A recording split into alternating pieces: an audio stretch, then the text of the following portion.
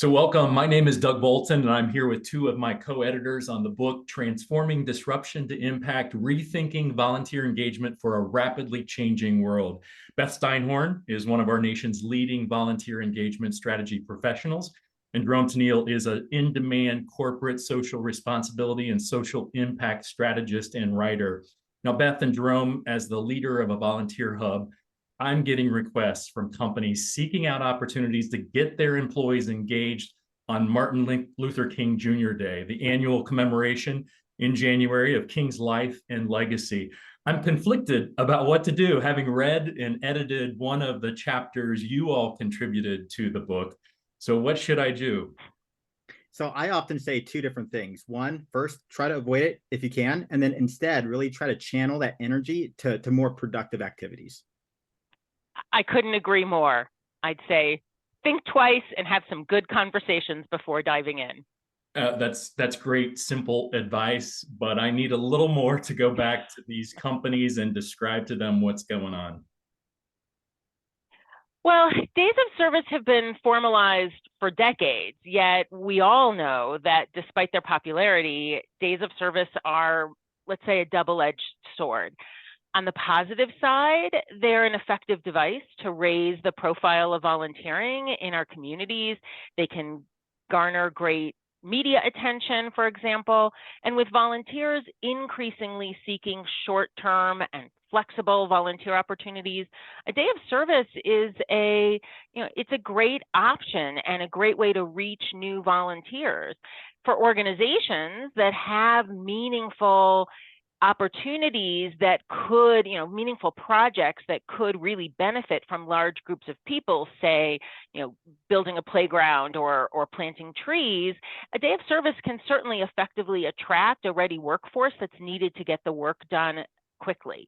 But let's be honest, such large-scale projects that are meaningful are really the exception rather than the rule, which leads to that other side of that double-edged sword. Days of service are often a burden to nonprofit leaders. Finding, or worse yet, creating projects for large groups of volunteers to do in a single day, that's been challenging for years. Yeah, and I think that's spot on. And what I'll also add is that, historically, to be more purposefully working towards, creating, designing, planning, and implementing sort of the corporate volunteer programs, what I've often done myself is I've always leaned on my own nonprofit experience. So, as a corporate responsibility practitioner, I'm very aware of the hardship and the burden that many nonprofits face when there's that expectation to host that day of service. I would even share, maybe an unpopular opinion that the single day of service is often very symbolic as a gesture. And unfortunately, I think the gesture, it oftentimes comes at a great expense for nonprofit organizations that are expected to host these events. Also, in many instances, especially here in the United States, where people's desires are to volunteer, we sometimes forget that it's actually a nationally recognized holiday and a day off for many. And so that's most certainly the case when it comes to MLK Day of Service. But for many nonprofits who are oftentimes understaffed and overworked and pushed beyond their capacity, there's still that pressure to meet society's collective desire to serve. Of course, they must work to meet that demand, even if it's at their own peril or conflicts with their own organization service delivery model. So Jerome, what are some of the alternatives that I might be able to suggest to these companies for them to do? Yeah, so before the pandemic, I've often suggested that in lieu of a service day, that companies really focus energy on sort of an educational campaign. So in previous work, I've led communications blitzes that was really focused on encouraging year-round volunteer service and really educating employees about the critical issues and how to champion volunteerism with toolkits and resources that were designed to really empower and equip employees to serve more intentionally based on the current needs of that particular community. The idea here, of course, was, to teach people how to serve more effectively with the hopes that long-term, we can also reinforce those more positive behaviors of service. And then I think, the last thing I'll sort of share on this is I think the tragic events associated with the pandemic, it's actually forced people to look with fresh eyes at the idea that service shouldn't be limited to just a specific day, nor should it be forced or, coupled with a time of year. They may actually run counter to the needs of any sort of community-based organization. Those are all great points. Of course, our book is rooted in the pandemic and what's happening since then. So, Beth, what patterns have you observed as nonprofits have navigated these, days of service amid the pandemic restrictions? Well, certainly prior to 2020 and leading up through MLK Day of 2020, prior to the outbreak of the pandemic in the U.S., serving meals or packing food at a food distribution center, that was the go-to volunteer activity for families, for employees, for students and other groups. And there was always often a rush in the weeks prior for organizations like the companies that are contacting you, Doug, to partner with host organizations to try and meet those narrow parameters. And yet, we also have to recognize that these instances that were often a one-time activity, as if food insecurity would be solved by simply feeding people on a single day, those don't recognize the fact that we're never going to feed our way out of hunger.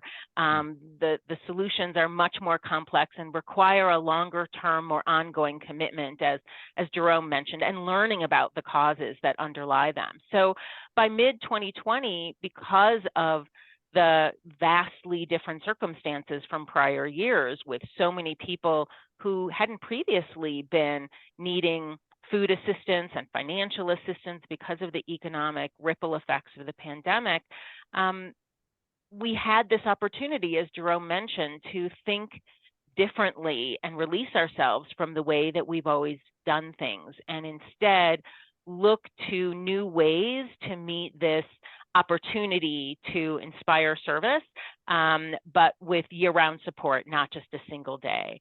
Meanwhile, we had also many employees now working remotely due to stay-at-home orders, and they had more flexibility, which provided another open door, or at least a door ajar for this type of thinking.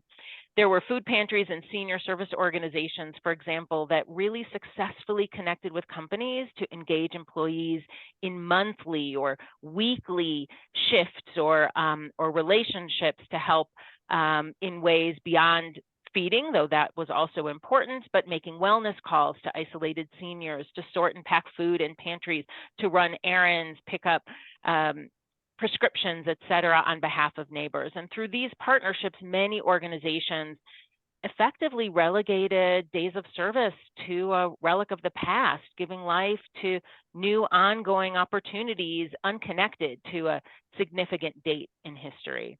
Yeah, I mean, I can certainly, that last statement, a relic of the past, but yet I'm still getting those requests. So I don't know, do you think these changes will stick, or as we get further away from the pandemic, are we going to lapse back into, this annual rush to do something on those national days of service? So I'll just first share that I think change was certainly long overdue. In terms of the change sticking, I think it will stick for some, but I would also say that right now is really not the time to take our foot off the gas when it comes to promoting new ideas. And then the last thing I'll sort of share on this is, I think, despite good intentions, the day of service, as we have historically known it, in some ways has only just deepened the divide and really increase or add to the inequities in our society by actually just reinforcing misconceptions and really presenting oversimplified solutions to things that are much more complex and systemic in our society.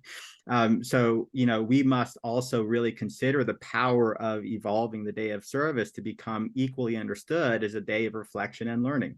I'm a firm believer that, learning is an action. And if we understand learning through that lens, then perhaps learning or, lending our time to simply being more educated about nonprofits that are actually on the front line of solving critical issues can actually be a form of service. And I think if we think about it that way, as a result, those volunteers who think about that applied learning, they'll walk away a better citizen in many cases, and also be more smarter on the issues that are affecting their own communities.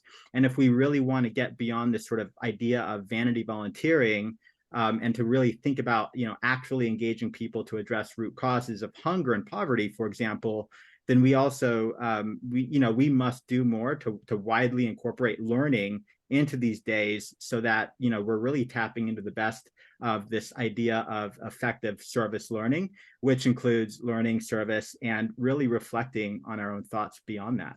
I love that. So Beth, what recommendations do you have? Well, I think we need to equip and empower leaders of volunteers and organizations to have the difficult conversations with the companies that are approaching them, whether they're companies, faith-based organizations, community groups, and, with that offer to bring a large group of t-shirt-clad volunteers eager to do something meaningful. We really need to empower these leaders to have the conversations that will help these organizations offering service to get to the root understanding of whose needs are really being met through the days of service. And in order to do that, we need to create tools, messaging to help social impact and volunteer engagement professionals explain these challenges that large groups may pose on their organizations, and create and share meaningful alternatives to these organizations. Similarly, we need to empower leaders of volunteers to have these discussions with their own leaders, because they may be getting internal pressure to say yes to these offers. Same goes with funders. And we should continue the effort to evolve ways that we track and measure impact and communicate success. If we continue to focus almost exclusively on numbers of volunteers and hours served, then we just perpetuate this myth that more is better. Instead, if we focus on outputs and outcomes, including the support and comfort that volunteers provide who check in when they're checking in with isolated adults, the skills that pro bono employees from perhaps these companies can help develop by mentoring and assisting nonprofit professionals, then we see the value of shifting from single days of service to these new paradigms that could serve all of us much better. That's fabulous. So thank you, you two. This is absolutely what I needed to be able to provide companies and the nonprofits that we serve as an answer to this critical time. Thank you, guys. Thanks, Doug.